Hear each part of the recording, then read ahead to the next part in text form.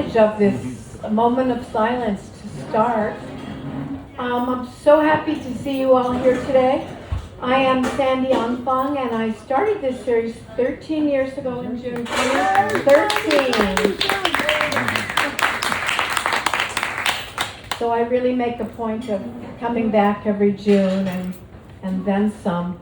And I have my wonderful co-administrators, Monica Volker and Shauna Swedish. They host Rivertown Poets live readings on alternate months, and then I host the Zooms in the in-between months. So we get everyone in that way, even our poets in Florida and New York State. All right, so as I said, it is our 13th anniversary, and we're very happy that you're here. We've been meeting on first Mondays since 2013 to share poetry and community. We're honored to be living on native land and feel grateful for the privilege. Since I moved to Las Vegas, I host every other month. We call that the Rivertown Poets High Desert Series. And we also have an open mic list and an email list. I think there are just a few slots left for open mic. So we'd love to have you join us. If you want to get on our email list, we don't spam you, but we send a few every month. Feel free to sign up, and then you'll find out about all of our events. We're going to begin with our three features tonight. They're all three poets who have recent books from 16 Rivers Press. And during the break, we will have cake, because we always do that on our June reading. A huge thanks to Aqua's owners, John Crowley and Leslie McCulloch, for hosting us all these years. Neither of them are able to be here. John's in Ireland, but they often are here, and they've been amazing.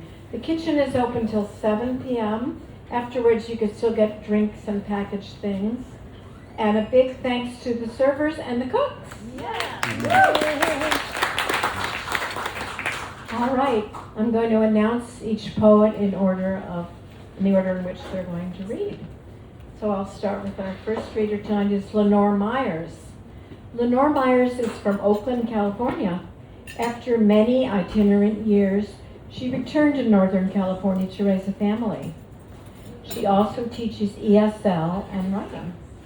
Her first book, Afterimages, was published by 16 Rivers Press in April 2026. Her poems and essays appear in a variety of literary journals. Please welcome Lenore Myers.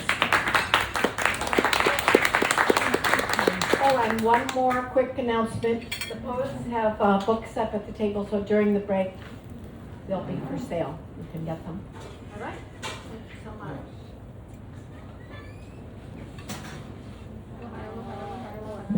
Is that good? Yes. Okay. All right. Thanks so much for having us. I have the wrong glasses. It'll work anyway. Okay. This is a California poem. It's a long poem. I'm not going to read the whole long thing, but I will read about 5 pages before turning it over. So that's about a third of the poem. It's titled On Santa Cruz Mountain. When I was 10, my mother left, a daughter in a driveway, a husband in a haze of weed, the mind's slow exhale. Each heart retreated to its hollow chamber, its lonely dissolutions. Was she gone a day, a week? That summer, my mother left a muffled stillness in the house. Though it was summer, there was no laughter. I didn't go outside.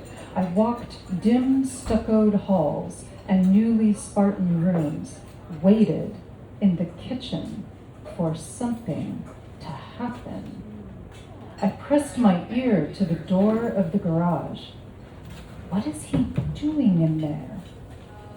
sound of a jar rolling round and round on the floor. Why return now? The past is good as ash, cold, scattered, dissolving at the touch. Yet some particle remains, uncindered, a granularity working in, debriding the mind. That summer, my mother returned and left a second time. Took me to live and work with her for room and fare at Deborah's rambling mountain ranch, an hour's crawl from my new school up the Black Road switchbacks, the snaky, twisting way up Skyline Trail.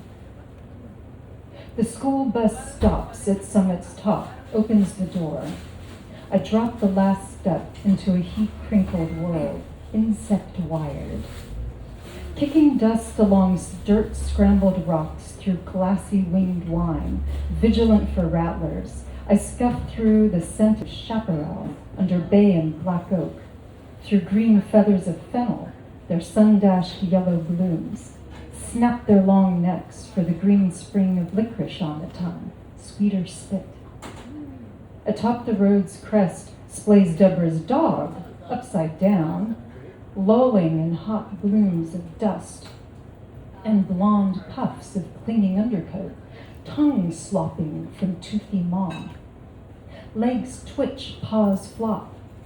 The play is staged. Watchful, narrowed eyes unease me, hold me stiff. Then rolls her muscled mass upright, panting. I hesitate, then risk a head scritch. She fidgets my fingers to just the spot, her skull not too unlike the mountain, impenetrable rock, smattered with burrs and fluff. A sudden shake detonates a pale penumbra of fur and earth. She dashes off. Chores now. Measure oats, heave pails from paddock to paddock, the daily pull of almost belonging there. I like the clarity of simple requirements, knowing what goes where, being a fit tool for the task. The foals are last. Lazing at the rail, I watch a colt, my colt, munch, nose, bang the bucket, bob and shake his head, push for more. I rest my hand on his forehead, run the long, mislaid lane, sheeting one nostril white and one eye bright blue. Harlequin, a fool's disguise, pressed against my chest. For your birthday, Deborah said. How to explain I knew the gift was hollow, but I loved immediately, without condition, heedless of consequences. I let drop his errant face, slip between rails, allow a brush nibble. Then brush follows the beast arc of red neck, dust clouding up and all around, dust never ceasing, curling, sinuous and soil slough of mountain, its continual abandonment of land, enveloping him, my boots, my hands, gray and hot with earth. We lean into my work and one another, lazy, wide hours in summer heat, sweeping long, slow arcs along ridges. The late summer sky, a great, clear thought, nearly divine in its simplicity. The mountain turns red. Harley's coat is beginning to shine. The past is given. What mattered then doesn't now. So what to keep close? What to salvage? What stamps its shape into my eye? Or what in the telling breaks free of halter and lead? 3 times that summer, helicopters, like great insects on the hunt, buzz the valley, hack up the ridge through mountain heat, dust, and gravity. The farmhands run for cover, men in plaids and cow boots who strew poison in rodent holes that would catch a wrong foot, who find black widows hunkered in heaps of firewood, strike snakes' heads, machetes blood bright as bodies writhe, Men who nail skins to barn doors, who work and hay and groom horses so well, scarce themselves. Eric, Deborah's boyfriend, bites his pipe, squints at the sun, mutters, immigration, turns to pitch the hay. I never wondered why they hid.